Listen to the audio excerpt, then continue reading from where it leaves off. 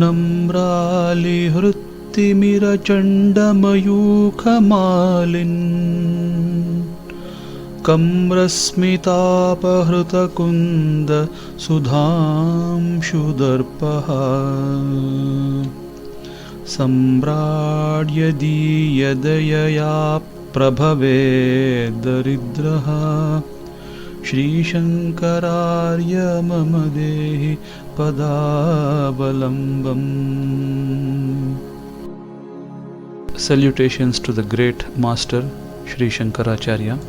In the previous episode, we learned about the facts in Anandagiriya Shankara Vijaya, where the life history of Sri Shankaracharya was differently presented or misrepresented when compared to the original Shankara Vijayas.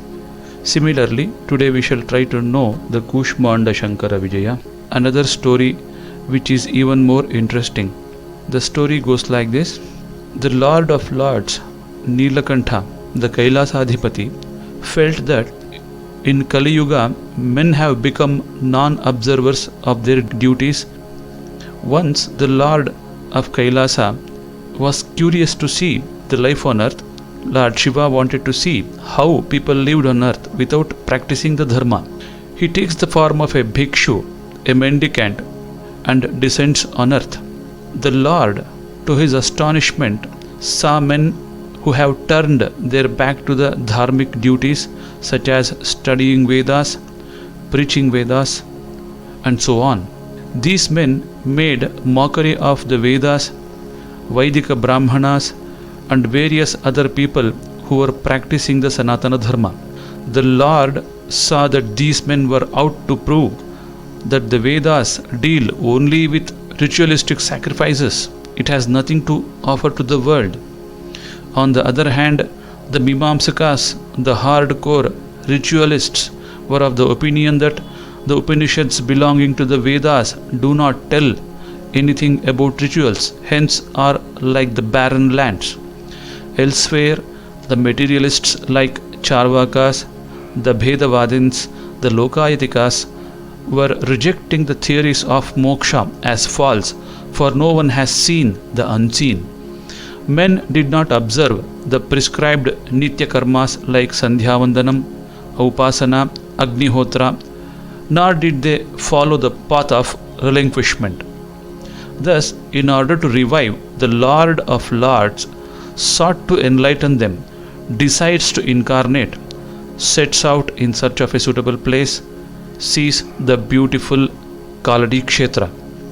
The Lord Nilalohita saw a widow woman who was just completing her daily rituals such as bathing and worshipping Lord Shiva. The widow woman also saw the mendicant and approached him, unaware that Lord Shiva himself was standing before her. She asked him, "O glorious one, with the face of glowing sun, who are you? You look like an ardent devotee of Lord Shiva. Which place are you from?" The woman prostrated before the Lord and praised him with 1,000 names. Pleased with her devotion, God decided to make her a part of his Leelavatara. The Lord, showing his original form, answers, "O great lady, I am none other than the Kailasadhipati, Lord Shiva." Lord gave her a seed of pumpkin and told her to sow the seed and place a pole on it and protect it.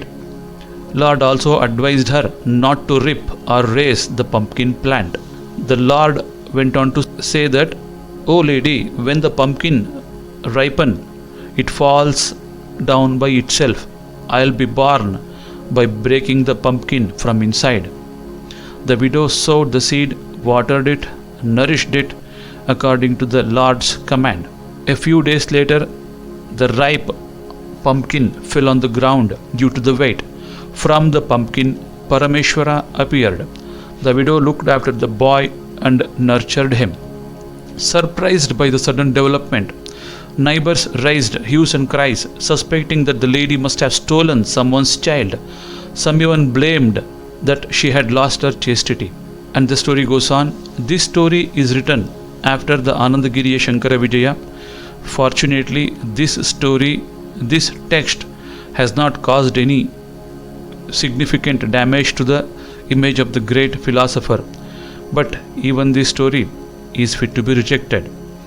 In the next episode, we shall try to know one such story from Keraliya Shankara Vijaya, written by Govindanatha in and around 17th century. Hari Om Tat Sat.